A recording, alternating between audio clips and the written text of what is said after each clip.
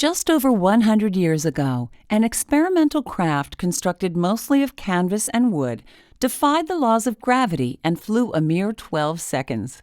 But that one small leap of 121 feet launched one man on a voyage that forever changed mankind's destiny.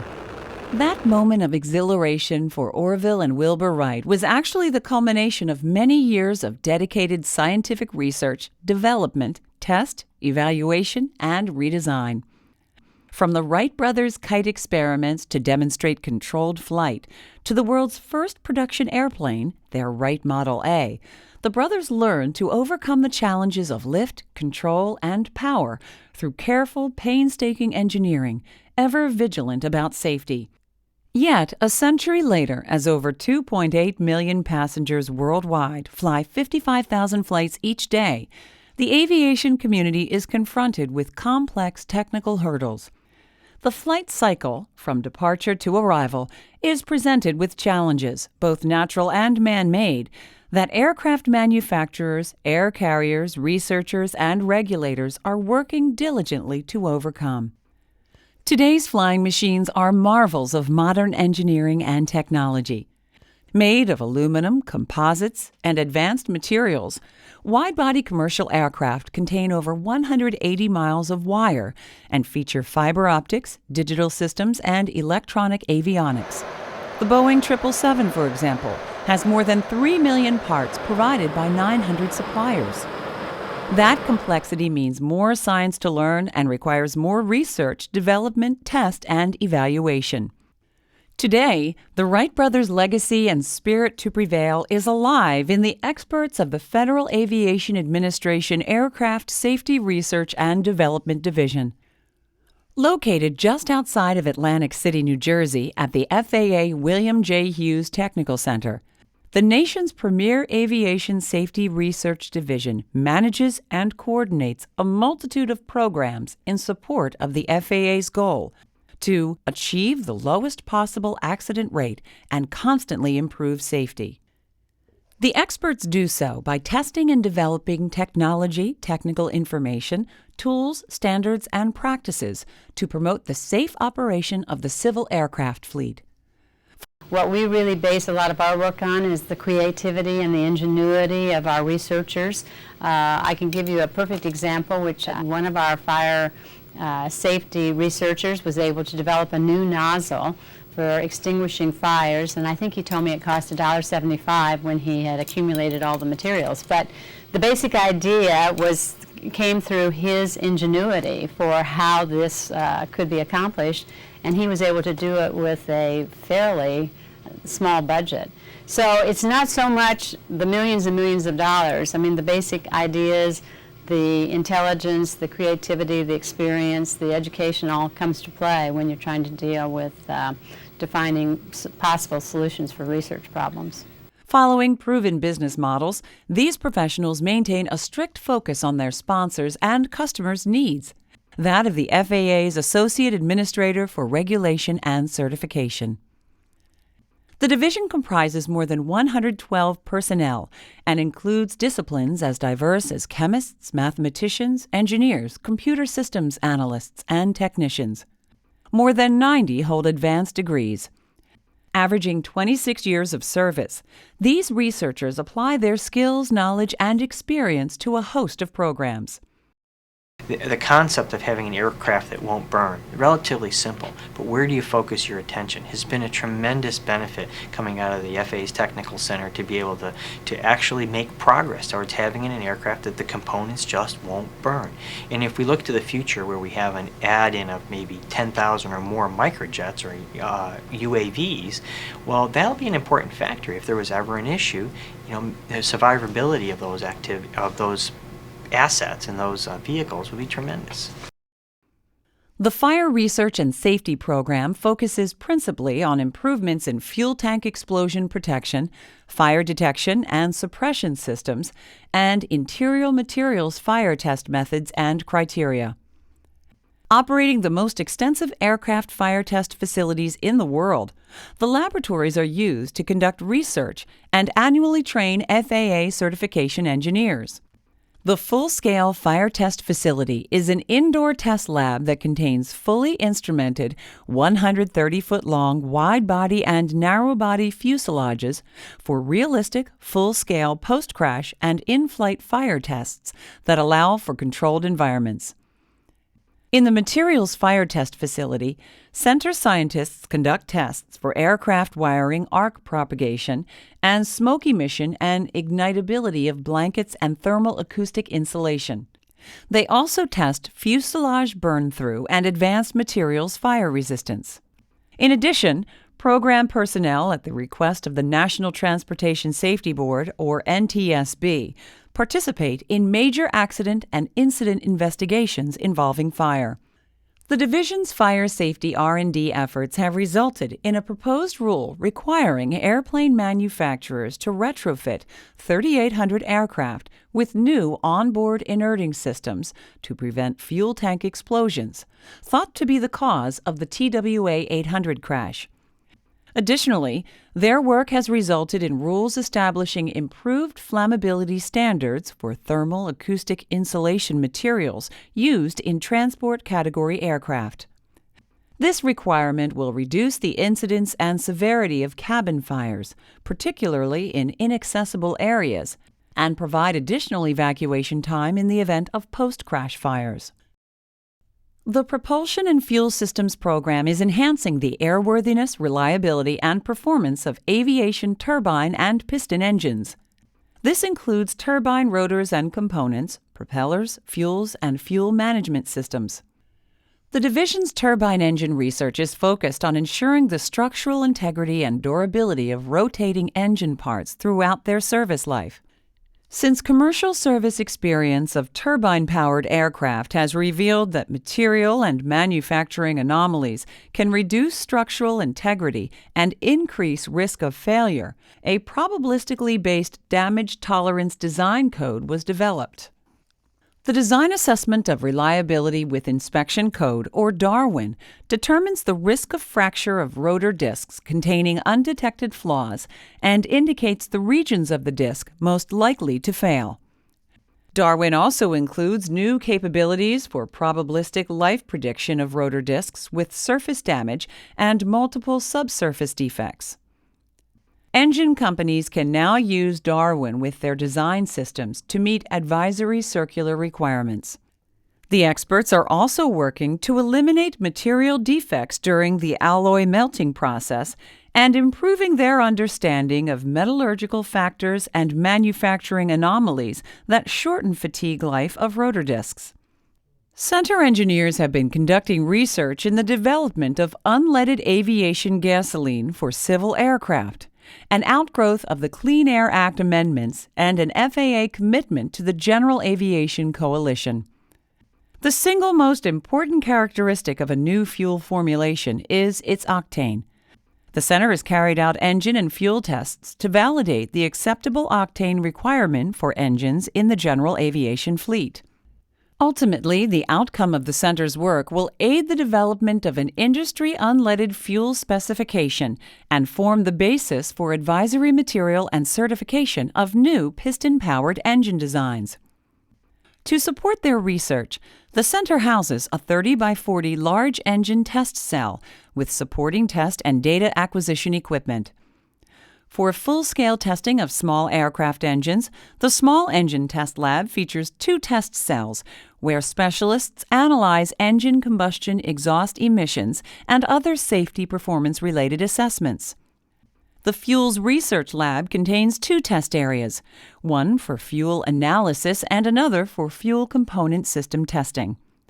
The General Aviation and Vertical Flight Technology program supports R&D across the entire spectrum of general aviation operations and their critical components for participation in the National Airspace System, or NAS.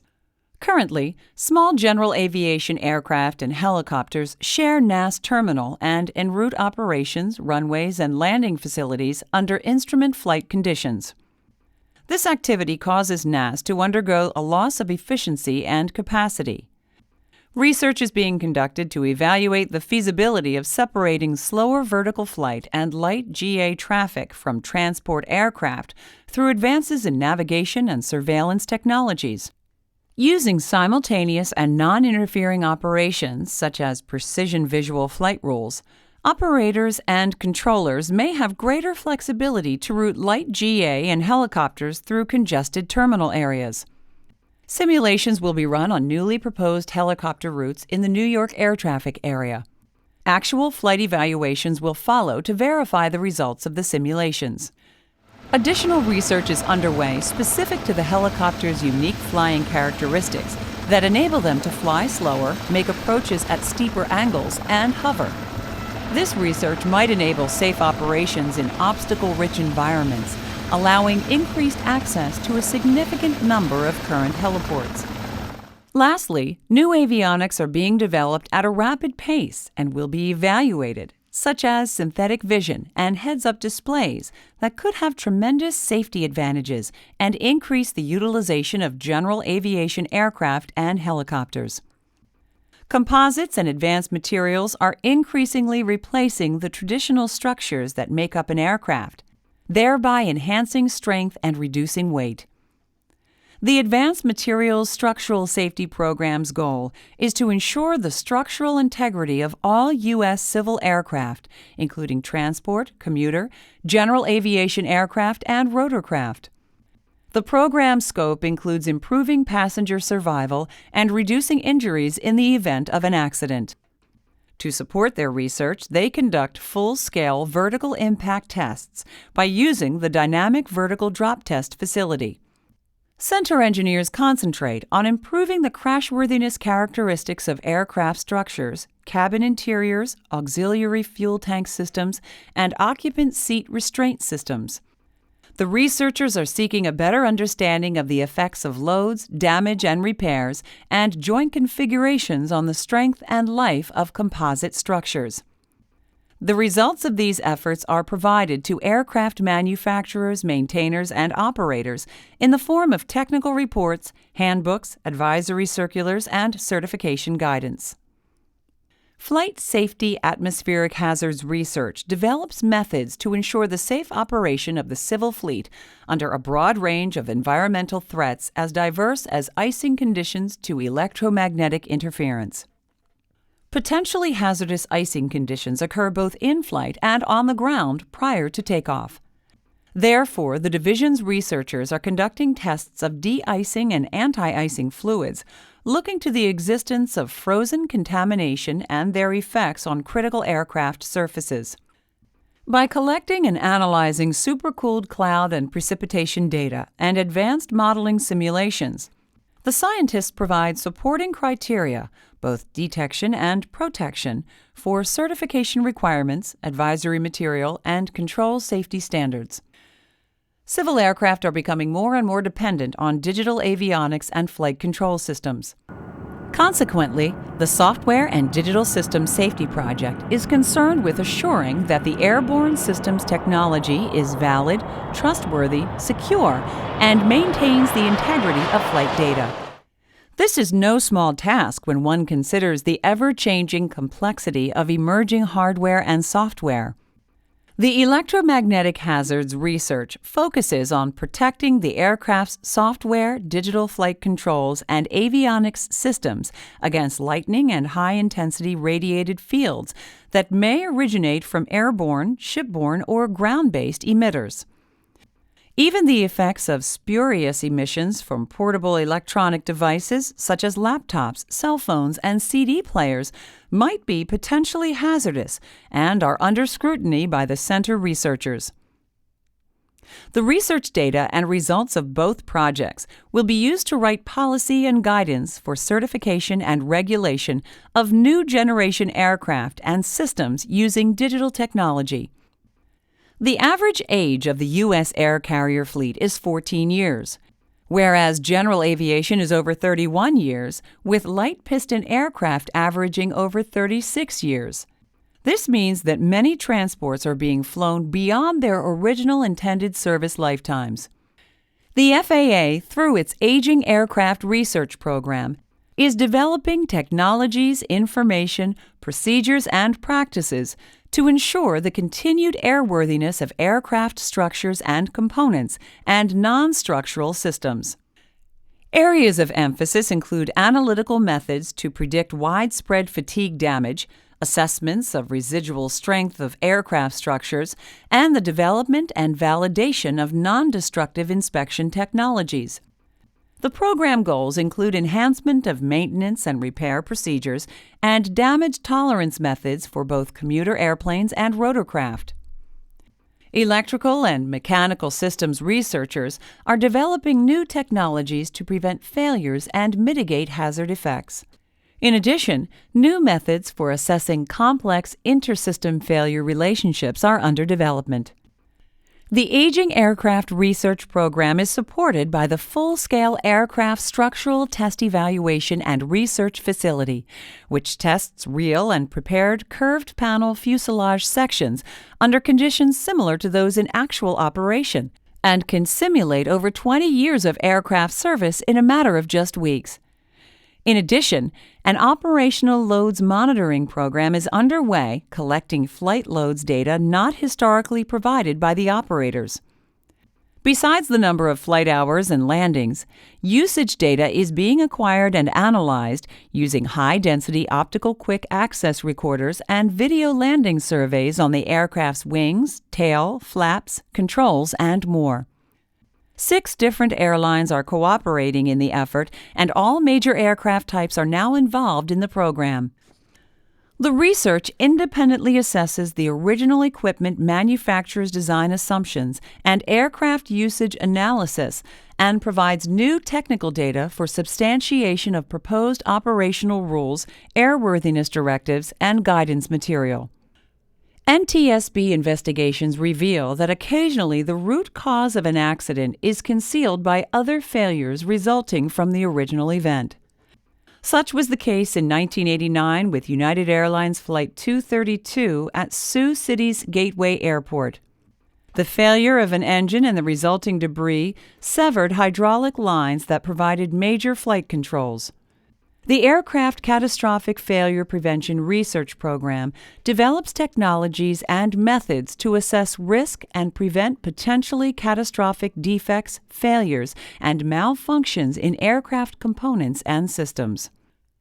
Using historical accident data and NTSB recommendations, division researchers examine hazards associated with propulsion, flight control, and structural failures.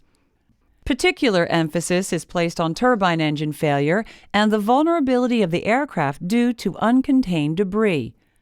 Modeling and simulation are the major tools employed by the experts, supported by full-scale tests of rotor disc failures.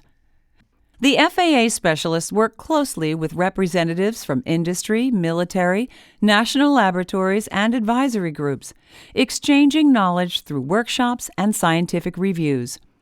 The resulting technical reports form the basis for new safety regulations as well as advisory circulars.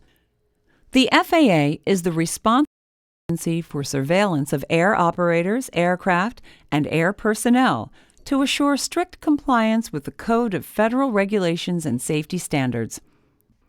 The Aviation Safety Risk Analysis Program supports this mandate by developing risk management and decision support tools. This is a knowledge-based business, enhancing the FAA's ability to capture strategic data for safety risk management and improve on the dissemination of information for risk mitigation. The program goals are achieved through an interdisciplinary approach of computer science, statistics, operations research, human factors, system safety, and engineering principles. These endeavors are accomplished through the robust partnerships established with other members of the aviation community, industry, academia, and national laboratories. Its products, analytical models, operational prototypes, data collection and analysis tools, provide managers, aviation safety inspectors, and certification engineers the strategic solutions for improvements in developing regulatory controls. Each year, the Aircraft Safety R&D Division publishes a highlights report. It illustrates the broad range of R&D activities and contributions to maintaining aviation safety and efficiency. Their many success stories are due in great part to the relationships and cooperative ventures they encourage with the aviation community. Aircraft manufacturers, the airlines, academia, other government agencies such as the Department of Defense and NASA, special interests groups, and foreign governments. So here's a case in which NASA research gets brought to a technology readiness level that the Federal Aviation Administration then picks up and actually turns into operational use.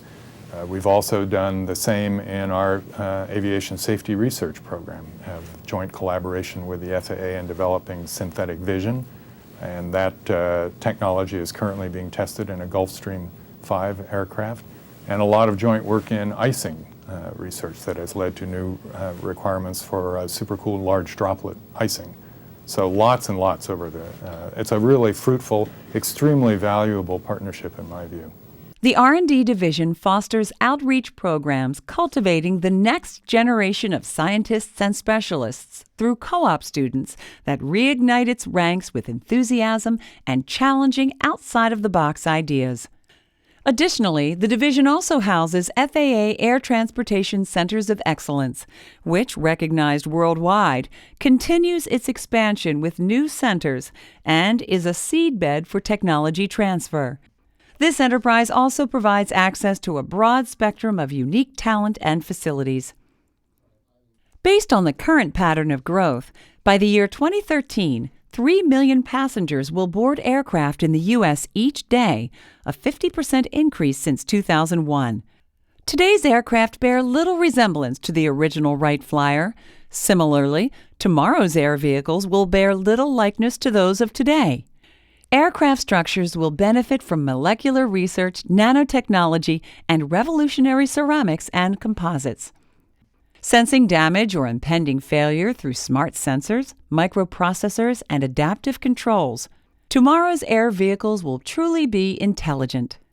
The engines might use innovative electric or ion propulsion, advanced fuel cells, and will be highly fuel efficient and environmentally friendly. Hints of the future can already be seen in today's experimental air vehicles. However, with those advances also come technological vulnerabilities, areas that the R&D experts need to foresee and anticipate. The R&D side of it, the Tech Center's research and development, is also key. As I said, this has got to be safe. All these new ideas, all these new airplanes, some new uses for airports, different kinds of aircraft in and out of airports, different structures on airplanes, different speeds on airplane. With the recent work in the desert, you know, we've got civil aircraft actually going up and, you know, giving people rides into space. These things will become, I think, more routine in the future. So it's got to be safe. So somebody's got to watch it. Somebody's got to look at the technical issues and make sure that as people in AVR1 keep it safe. Such sweeping changes take both time and money. According to NASA's Aeronautics Blueprint, technologies initiated some 15 years ago are just now being incorporated into the civil and military fleets. However, the trend has been to reduce the funding levels for aerospace R&D by both government and industry. This inclination must be reversed for the U.S. to retain its worldwide aviation leadership role. Only through academic, scientific, and applied research achieved through collaborative efforts and interagency partnerships, and the schooling of incoming new talent, can we hope to meet the challenges just around the corner. Over the past few years, I've seen a significant increase in the interaction and collaboration between the FAA and NASA, and particularly in areas associated with air traffic control, air transportation issues, and also in aviation safety issues. We've had good collaboration with the FAA. It's sometimes a struggle because the FAA is dealing with near-term problems often. And I see our role is to really be thinking out there a little bit further out in the future and figuring out what are both the problems and opportunities that we're going to have to deal with in the future. The U.S. needs a national imperative to keep alive the flames of imagination and innovation that have always been the hallmark of aerospace. Mechanisms for technology transfer, that is, moving research to product and services, need to be streamlined. To remain competitive and provide breakthroughs in unexpected applications to other industries, the transition time from R&D to demonstration to capability must be reduced. In the 21st century, the government and aerospace industry will be driven by the need for speed, quality, safety, service, cost, and innovation. It is through these initiatives that we have the potential to launch a whole new era in aviation. In this way, we can continue to provide for an air transportation system second to none in safety and efficiency, secure our international aviation leadership position, ensure national security, promote economic growth, and enhance our quality of life. For further information, visit the R&D Division website at aar400.tc.faa.gov.